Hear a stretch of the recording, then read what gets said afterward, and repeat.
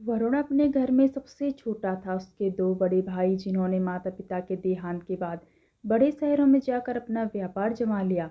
पिता की जिम्मेदारी वरुण को सौंप दी। इसी कारण वरुण तरक्की नहीं कर सका और कलकत्ता में ही एक छोटी सी नौकरी कर रहा। वह एक छोटे से मकान में रहता। एक दिन वरुण और उसके बड़े भाई अमरनाथ का फोन आया। अमरनाथ, वरुण कैसे हो? अरुण जी भैया अच्छा हूँ, आप बताइए। अमरनाथ, सुनो वरुण, शायद तुम्हें नहीं पता, पिताजी की दिल्ली में एक पुरानी प्रॉपर्टी थी जिस पर किराएदार ने कब्जा कर रखा है। हम उस प्रॉपर्टी को बेचना चाह रहे हैं। मैं चाहता हूँ कि वहाँ जाकर रहो, उसे अपने कब्जे में लो। इससे हम तीनों भाइयों का फायदा होगा। लेकिन भैया मेरी नौकरी। अमरनाथ, अरे भाई, दिल्ली में तो इससे भी अच्छी नौकरी मिल जाएगी, जाओ वहाँ। वरुण अपने दोनों भाई अमरनाथ और श्याम का बहुत आदर करता था। वह उनके कहने पर अपनी पत्नी को दिल्ली लेकर पहुँच जाता है। वह किसी तरह लड़ झगड़ कर किराएदार को निकाल देता है और खुद रहने लगता है। कुछ ही दिनों में उसे नौकरी भी मिल जाती है। दिल्ली में कलकत्ता से भी अच्छी थी सैलरी और मकान का किराया भी नहीं देना पड़ता था। वरुण अच्छे से रहने लगता है। लेकिन वह मकान बहुत पुराना था, खंडर हो चुका था। ऐसा लगता था कभी भी गिर जाएगा।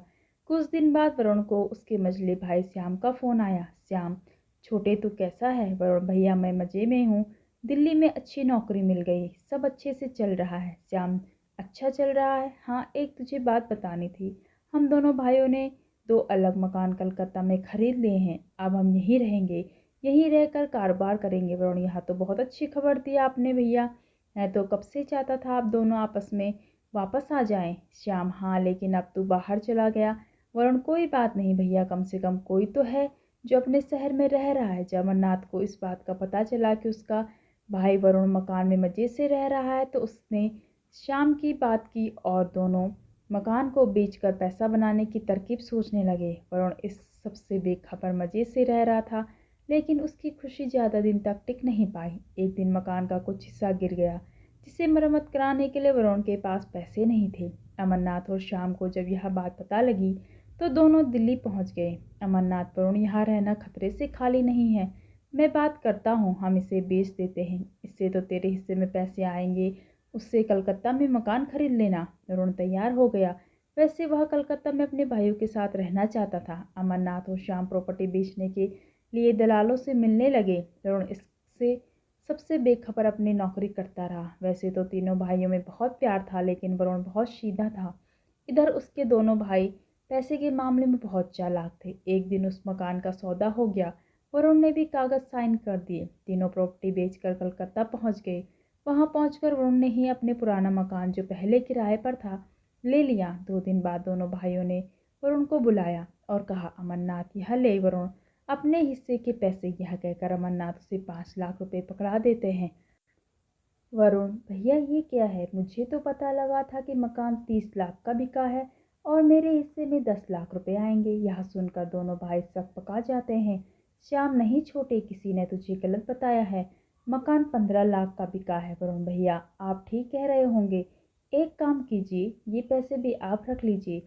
मैं आपकी बहुत इज्जत करता हूँ, लेकिन मुझे लगता है पैसों की जरूरत आपको मुझसे ज़्यादा है।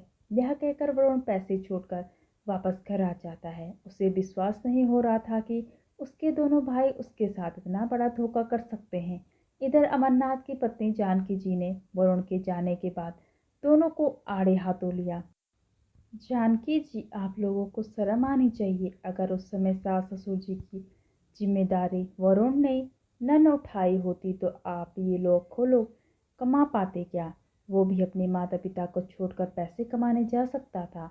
आज आप उसका हिस्सा मार रहे हैं। अपनी पत्नी की बात सुनकर अमरनाथ को बहुत पछतावा हुआ। जानकी जी, वो बेचारा आप दोनों को इतना आदर करता है कि चुपचाप चला गया, और कोई भाई होता तो आपको कचहरी में घसीटता। श्याम भैया, गलती तो हमसे हो ही गई। वो बेचारा किराए के मकान में रह रहा है और हमारे पास तो बड़े मकान है। 1 महीने तक वरुण से उसकी कोई बातचीत नहीं होती। एक दिन दोनों भाई अपनी पत्नियों के साथ वरुण के घर पहुंच जाते हैं। आज रविवार था, वरुण घर पर ही था। वरुण, अरे भैया भाभी आप बैठिए, मैं आपके लिए पानी लेकर आता हूँ। अमरनाथ, बस वरुण, हम बहुत शर्मिंदा हैं, तेरे साथ हमने बहुत गलत व्यवहार किया। वरुण, भैया भूल जाइए, हम सब प्यार में बना रहे, बस मुझे कुछ और नहीं चाहिए। श्याम, ये ले वरुण अपने मकान के कागज। हमने पूरे पैसे से तेरे लिए मकान खरीद लिया, 30 लाख का। वरुण की आंखों में आंसू बह रहे थे। उसे देखकर अमरनाथ की आंखें भी नम हो गई।